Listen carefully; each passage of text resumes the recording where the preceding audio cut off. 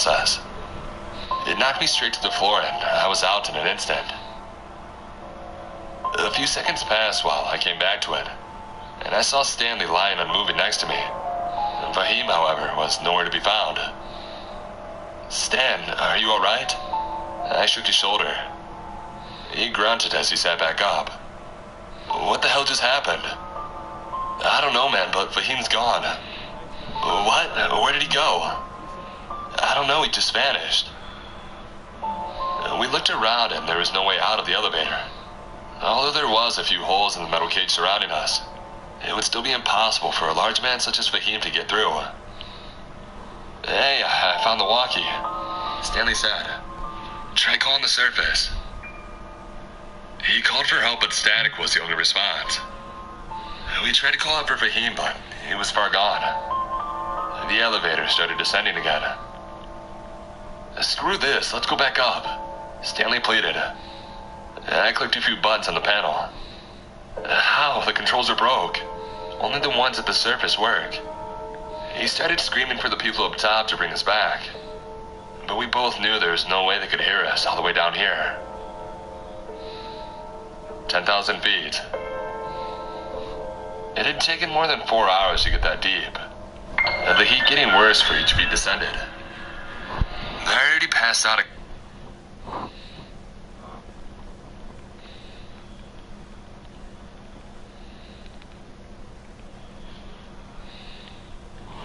couple of times from dehydration, despite having brought an ample amount of water. "Why haven't they brought us back up yet?" Stanley asked in a weak voice. He was quite a bit older than myself, so he was rapidly deteriorating from the heat. "I don't know. Is it even possible to be this far down?" Stanley didn't respond. He had fallen unconscious, but I lacked the energy to wake him up. I was about to pass out for the 9th time myself. I was jolted back into consciousness by what sounded like singing. It was the most beautiful thing that I'd ever heard, in Russian, and I didn't understand what it was about. But it was so serene, so pure. "Stan," I called out with my fading voice. "Can you hear that?" "Who's singing?" He mumbled, half asleep. A light appeared in the depths, and the singing got louder. "I see it, the light," I had said. The elevator stopped once more. Stan was gone. And just like Fahim, he had vanished into thin air. But the light remained. The beautiful, warm light. It started moving towards me, and the closer it got, the more at peace that I felt. The light ascended until I saw nothing but the brightness surrounding me. And then there was nothing. I woke up in a hospital 1 week later. I had been found in the middle of the forest in eastern Russia by a pair of hunters. I had no documentation or proof of who I was, and as they claimed, my story didn't add up.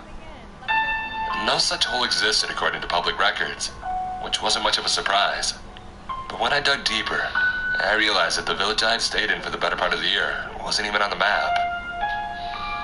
The ordeal had taken a toll on my mind, leaving several gaps in my memory, though I could recall a few phone numbers from my colleagues. And when I called them, their numbers were all either disconnected, or they reached completely unrelated people.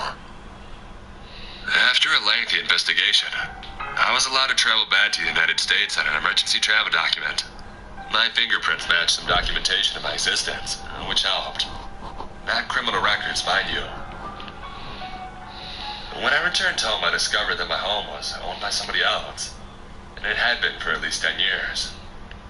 It took me a long time to figure out what had happened, but some changes were too big to be a horrible coincidence.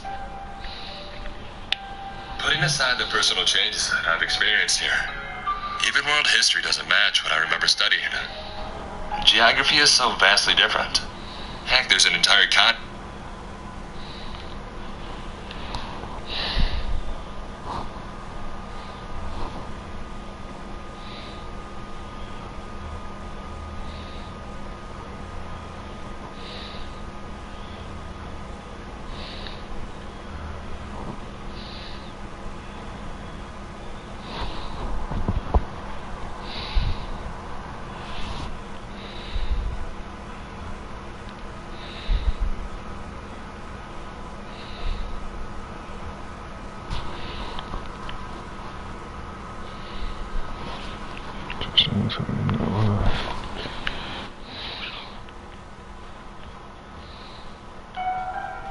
Denial is a powerful tool.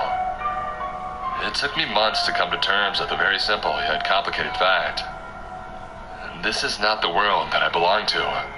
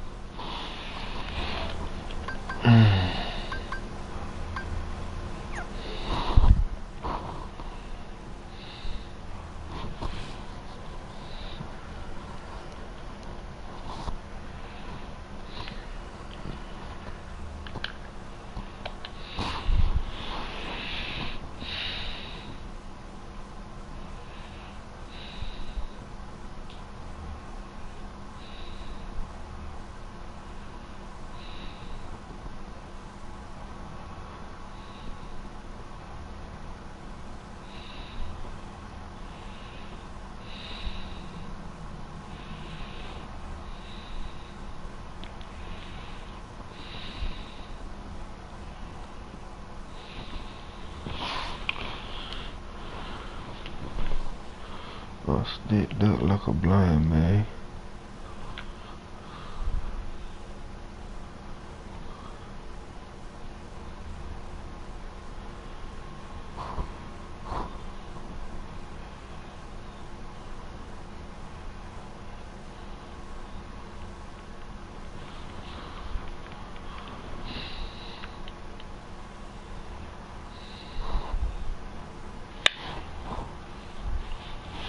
What? They stand at park. Don't leave. Nigga, I seen the message. I said, I didn't know you seen it though. I had to make sure. Goddamn nigga, I fucking hopped on the spot and that shit won't let me hop off. And the bomb hopped on with me, nigga. This shit bullshit. You in the game? I closed out. You closed that? Wow. See, that shit is fucking terrible, nigga. They don't let you hop off the spot. But let a nigga try to play you or some shit. That nigga hopping off. I don't understand that. This game is terrible, Sean. Don't sell my shit, though. You know what I'm saying? Ain't no more kitchen.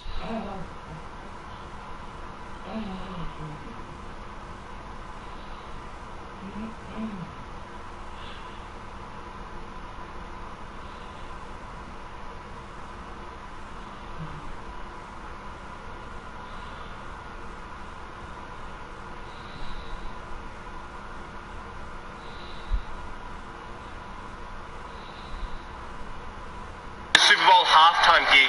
The middle mix and stuff. That's what every other motherfucker's doing. I don't like that. That shit can mess up your heart and everything. Don't do that. You ain't no fucking follower. Be a leader, nigga. What you saying? The middle.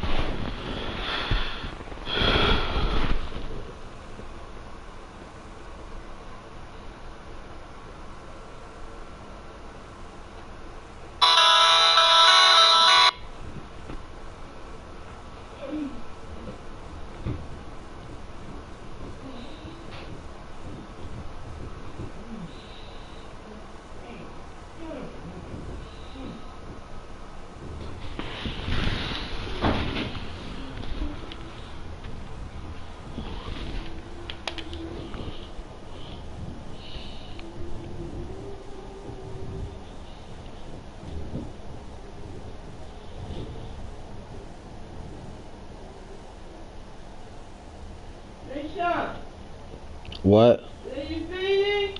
Yeah. Okay, it's done. I'll take him out and that's well.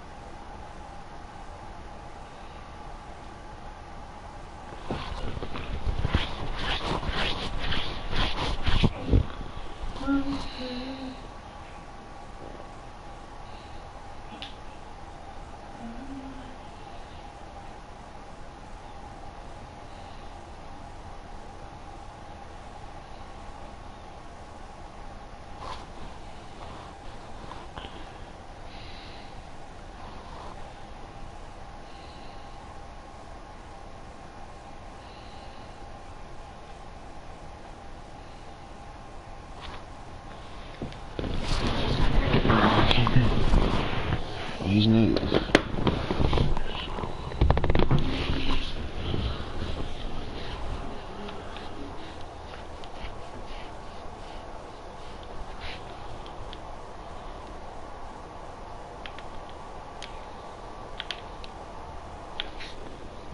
This nigga went left for no reason.